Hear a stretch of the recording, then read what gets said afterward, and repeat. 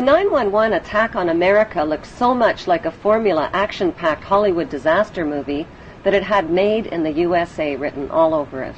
The only difference is it used real props and real people. It had terrorist villains, American firefighter heroes, fireball explosions, collapsing buildings, pedestrians chased by dust clouds, and it even had a God Bless America music score. Well-positioned cameras shot the action-packed drama from every conceivable angle.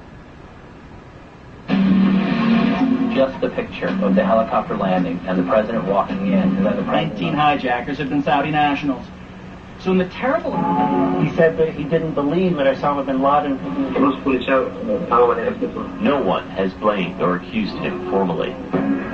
That how many people worked in the building? The city is confirming that some 265 firefighters are believed. None of us will ever forget this day. People who knock these buildings down will hear all of it soon. America remembers Sunday 83rd.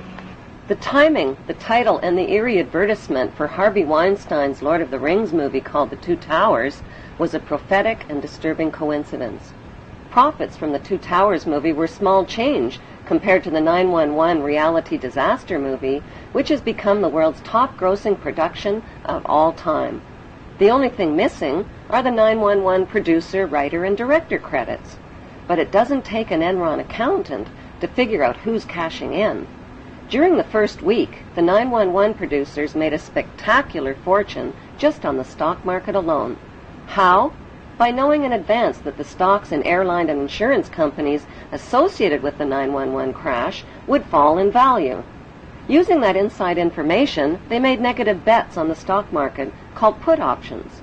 Put options are bets that a certain stock will fall in value by a certain date. It's big risk gambling, unless you've got inside information that can turn your bet into a sure thing. But that's illegal if you get caught at it. Put option bets on the decline in 911-related airline and insurance stocks skyrocketed by a whopping 600% just before 911, which means that somebody knew about the attacks before they happened. Who exactly were those somebodies? Merrill Lynch and HSBC, Morgan Stanley Dean Witter, the Bank of America, weapons manufacturer Raytheon, the Lehman Brothers, General Motors, Swiss Re, Munich Re, and AXA Re Insurance Company, which owns 25% of American Airlines. These insiders bought put options through Deutsche Bank. Most demanding clients trust Deutsche Bank to perform. Deutsche Bank, a passion. Buzzy Krongard, the former executive director of the CIA, just happened to be the manager of Deutsche Bank. And so the profiteers from 911 were not Osama bin Laden or his band of U.S.-trained Arabs. They were blue-chip Israeli, U.S., and British businessmen. Within the first week, the 911 producers sucked up $40 billion in box office profits from U.S. taxpayers who were hypnotized, terrorized, and traumatized by the infinite reruns. Think of it as a conspiracy theory true or false test. A. When George W. Bush started his first oil company, who helped fund it? Osama bin Laden's brother and brother-in-law. True or false? B. After a terrorist bomb at a barracks in Saudi Arabia killed 19 Americans, who got the multi-million-dollar contract to rebuild? The bin Ladens. True or false? C. On the morning of September 11, 2001, who was in a meeting at the Ritz-Carlton Hotel in Washington? George Bush Sr. and Osama bin Laden's brother. True or false? Actually, the answer could be D, all of the above. Because believe it or not, as far-fetched as they sound, each and every one of those things, the bin Laden link to the Bush Oil Company, the bin Laden construction contract after the terrorist bomb, and the bin Laden-Bush meeting on 9/11, is true. Many of the facts surrounding the events of 9/11 point to a cover-up, like the fact that the Bush administration ignored all of the advance warnings of the 9/11 attacks. Warnings from FBI agents like Colleen Rowley and from the famous Phoenix memo were not only ignored, they were suppressed. FBI Deputy Director John P. O'Neill quit his job when his investigation of Osama bin Laden was blocked. According to a September 24th Newsweek article, top Pentagon officials canceled their travel plans for 911 because of security concerns. While the American public were sitting ducks, all of America's political, military, and corporate VIPs were kept out of harm's way. 2 Muslims accused of the 911 hijackings took their flight training at Rudy Decker's Huffman Aviation School in Florida. Rudy Decker's is linked to the CIA and drug smuggling through Carib Air and Britannia Aviation, which shared the same small Venice airport with Decker's. The media reported that on the night before the attacks, accused ringleader Mohammed Atta and 2 other Muslim hijackers got drunk, fondled naked dancers in a Florida strip club called Shuckums, forgot their business card and their Quran holy book at the bar, publicly bashed America, and loudly boasted about impending bloodshed the next day. Would devoted and highly secretive Muslim hijackers risk their planned mission by attracting so much negative attention? And why were they in Florida instead of Boston the night before their suicide flights?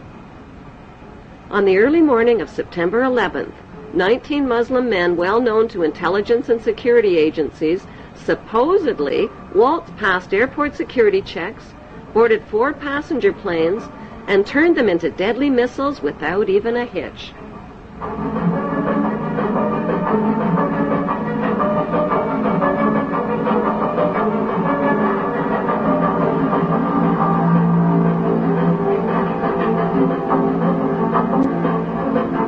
By 8:13 a.m., flight controllers temporarily lost radar contact with American Airlines Flight 11 and reported a suspected hijacking.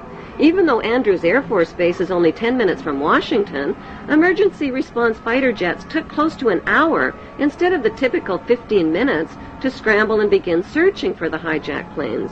By then, it was too late.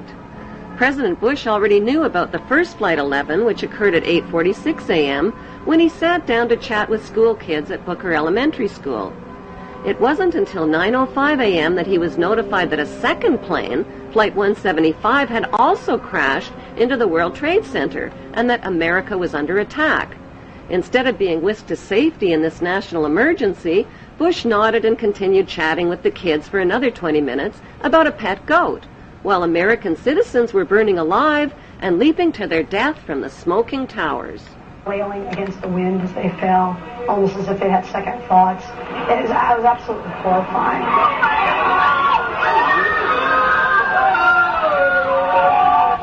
And you don't have to be a conspiracy theorist to wonder exactly what President George W. Bush knew about the attack, and when he knew it. According to the official White House version, it was at this moment in a Florida classroom that Bush learned the second plane had hit the World Trade Center and that the U.S. was under attack.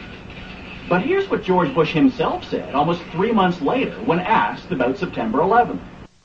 I was sitting outside the classroom waiting to go in, and I saw an airplane hit the tower of a TV. You know, the TV was obviously on, and I used to fly myself, and I said, well, there's one terrible pilot. And it said it must have been a horrible accident. But I was whisked off there. I didn't have much time to think about it. Now, wait a minute. George Bush was told about the second plane while he was inside the classroom. So you just heard him describe seeing the first plane crash on television that day. But that's impossible. No one saw the first plane crash on TV on September the 11th because the videotape of it didn't surface until the next day. At 9:55 a.m., President George W. Bush took off in Air Force One with no escort or protection from fighter jets and circled around for the next hour. Why was the president's plane airborne and unescorted for an entire hour while hijacked planes were roaming the skies? The inexperienced hijacker pilots who took only a simulated flying course reportedly flew the third hijacked plane, Flight 77, into a Top Gun 270-degree turn, bypassed the offices of the Joint Chiefs of Staff, and crashed into an insignificant part of the Pentagon that was under renovation. Emergency response Air Force fighter jets were finally airborne when a fourth hijacked plane, Flight 93, crashed into a field in Pennsylvania at 10:06 a.m. The media reported that passengers overpowered the hijackers, but nearby residents saw U.S. fighter jets overhead and gave eyewitness reports of debris falling from the sky. That debris was found 8 miles away, indicating that the plane had been shot down. Within hours of the 911 hijackings, a massive Blame the Muslims campaign was launched by CNN and the media and continues to this day. In less than 48 hours, the names and mugshots of 19 accused Muslims were flashed across TV screens. If government investigators knew nothing, how did they identify 19 Muslim men as the hijackers so fast